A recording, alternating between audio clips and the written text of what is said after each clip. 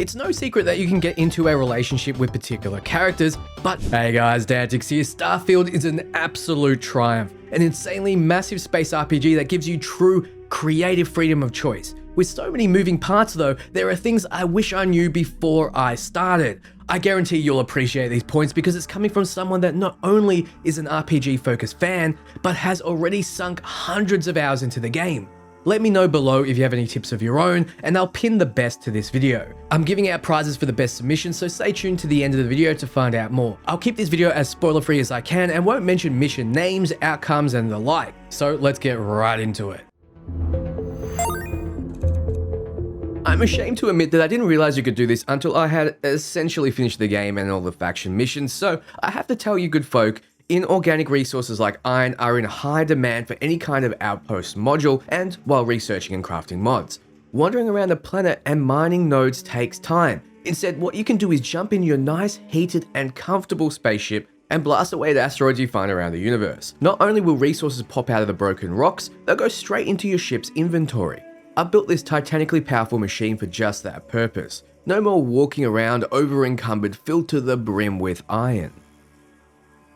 One feature I'm sure many of you will appreciate is ship building. Now it takes a bit getting used to as you build on a Z and an X axis, and the Y axis you need to press buttons for to take you up and down essentially. However, one useful thing to know is you can highlight over any node, a node being a point on a module that can snap a ship part onto it. Once highlighted, press the button here. That will bring up all the parts that can possibly fit there, and you can see what will look best, saving you a ton of time.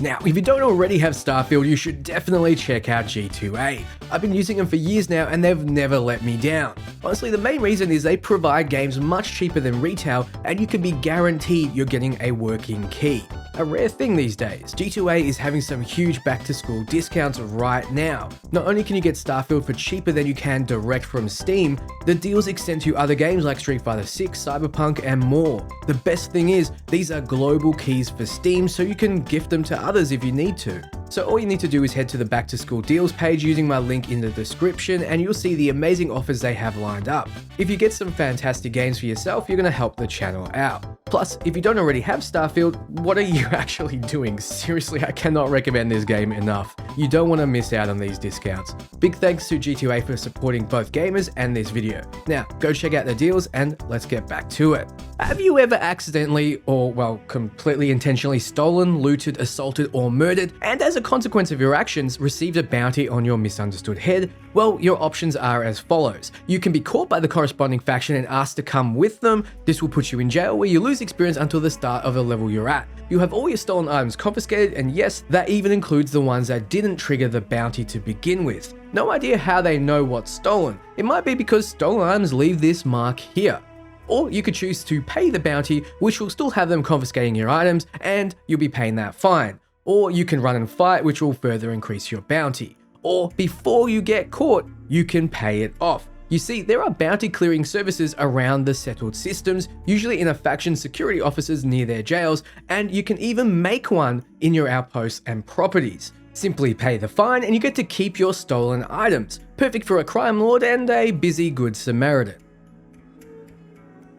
If you aren't planning on focusing on combat related skills, I recommend progressing the Vanguard related faction missions until you're introduced to SysDef and right after the Crimson Fleet. At this point, if you see any Crimson Fleet members out in the universe, and you'll see a lot of them, they won't attack you, letting you walk on by them, loot everything and do your objectives and walk away. The same goes if you meet them in space. If you're part of the crew, you have immunity. Also, if you have a suppressed weapon and a point in stealth, you can farm them for experience and items by sneaking behind an alone pirate and waiting until you're hidden, shooting them in the head and getting away with it scot-free. Also, if you find any contraband, the best place to sell it is in the Trade Authority on the Key, which is in the Crix system. It's the Crimson Fleet's space station, and you don't get scanned for contraband upon entering the system, so you don't need to have a shielded cargo bay to get through.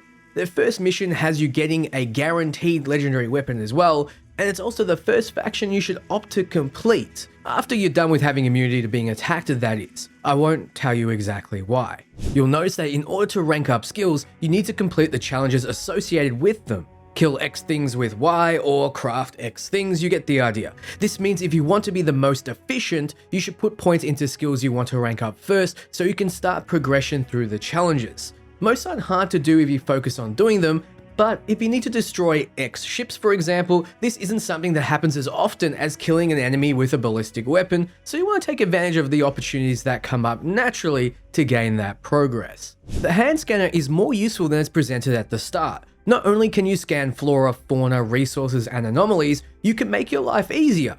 In scanner mode, it will show a blue dot for your currently selected objective, and when highlighted, the mission name and what objective it is. Also, when you bring the scanner out, it'll show you arrows along the easiest path to your objective, and if it can't determine that, it'll let you know. With some skill investment, you'll also be given more information on particular things like alien creatures and plants. Also, the easiest way to plot a course for your next mission is to find it at the mission screen and press a button here in order for the game to automatically take you to the corresponding area. If you've already visited the location, you'll be able to instantly fast travel there. If not, you'll be able to warp to that location and end up in orbit above the location. It sure beats getting in your ship, finding the location on the map and warping there, scanning and landing.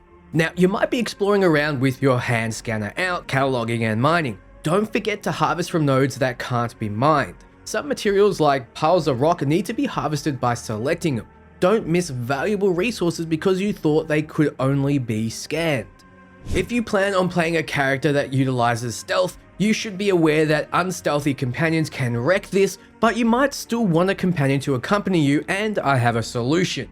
Play through the Golden Path story missions until you meet Andrea. She has 4 ranks of stealth, and if you equip her with a strong stealth particle beamed weapon, she's quite lethal in a fight too. She also helps with pickpocketing. If you've opted to have parents with the Kids Stuff perk, congrats, you're the first Bethesda protagonist to have both of them still alive.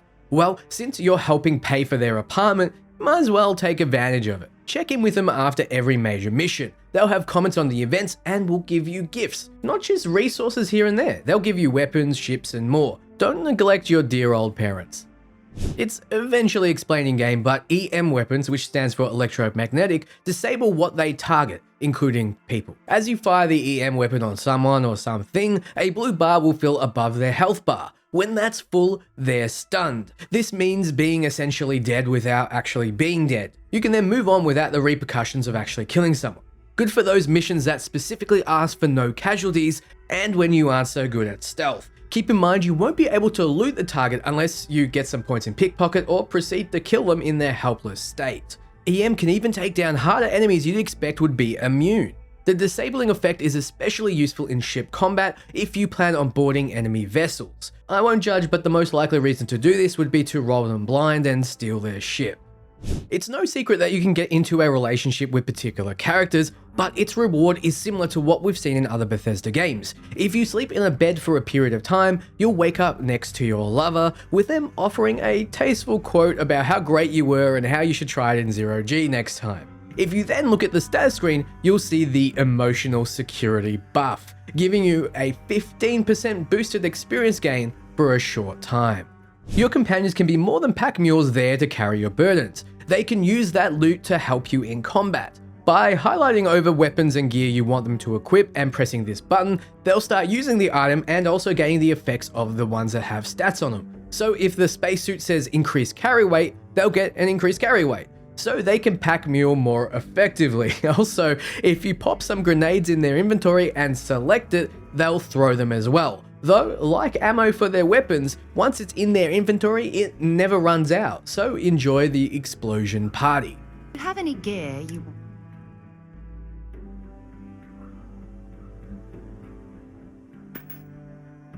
Don't stay away too long. While exploring Starfield, you might get a notification that you received an injury or affliction. You can view what it is on the status screen. It gives you a rundown as well as the prognosis, which is how likely it is to cure itself. You'll no doubt be hoarding medical supplies like a rancid hypochondriac, so the easiest way to cure yourself is to jump into the aid section of your inventory and scroll down until the symbol for the problem matches with the symbol next to the item. No reading needed. You're not a doctor, you don't have time for that, you have mercenaries to murder. No doubt many of you have spent hours in the character creator screen. I hope you watched my ultimate character creator guide before you did, but if you didn't, just know that your character's looks can be completely changed at any enhanced clinic you find around these settled systems. This is one on the planet Paradiso in the Porima system. For a small fee, you can completely change your face, body, and gender. Why not? Your background, however, cannot be changed. While you can't gain any additional traits, you can remove existing ones. Traits have their own method of removal that I'll leave up to you to discover. Yes, you can remove your parents, and no, you don't have to shoot them. Sadly. Occasionally you'll find items with mods on them, but no way to see exactly what they do, until Bethesda add in the feature that lets you read descriptions of things, or a modder swoops in and does it for you. You're gonna need to head to the mod benches. There are mod benches in Constellation's Lodge if you're having trouble finding some. There is one for armor and one for weapons. Find the appropriate mod and you can see what it does. At least for now, you'll be able to accurately compare items. Here's something perfect for you horrible hoarders, myself included. You'll notice that very quickly you run out of space to carry all your materials and items, filling up your inventory space, your companion's inventory, and your ship's. So what you can do is simply dump all your items on your ship or at your outpost. The game will remember where you dumped your stuff, so when you return, they'll be there. In the case of your ship, it has a carry limit based on its storage space, but not if you dump items on the floor.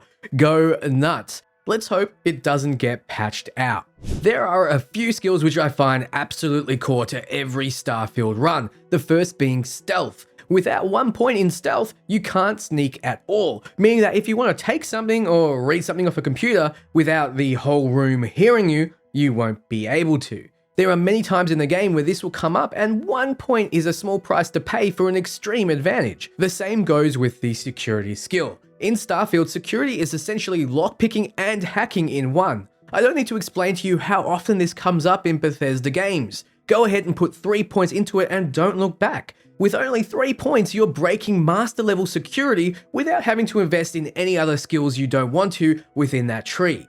Another core skill is boost pack training. 1 point means you can use those boost packs you find around to essentially fly in low gravity areas and jump to hard to reach places. Infinitely useful in Starfield and only 1 point needed. The wanted trait has 2 upsides. The first is that when you get to low health, you do more damage. The second is bounty hunters will attack you randomly. The only problem is it doesn't happen often enough. Why is this an upside? Well, it's easy enough to dispatch them. So you'll get progress through your challenges, you'll get experience, loot, and of course, when you're on a planet, they'll land their ships. So simply jump in and bam, you have a brand new ship to register and sell, or use if it's better than your current one. You can also disable them in space and take the ships that way, but it's easier on the ground. What a lovely trait. Don't take your wifey to Neon. Yes, Sarah Morgan and a lot of the other members of Constellation will often dislike the things you do and say there. You can expect it to be the same with the Crimson Fleet missions, but you're justified in what you can do there. Corporate shills are simply not tolerated, and Sarah especially doesn't like you having fun. So leave her at home or in the ship unless you want her to constantly scowl at you like Marge Simpson on crack. During the mainline story missions, make sure to stop when you're asked to repair the eye. Leave it there, go and do other faction storylines. That's the perfect point to stop. Trust me.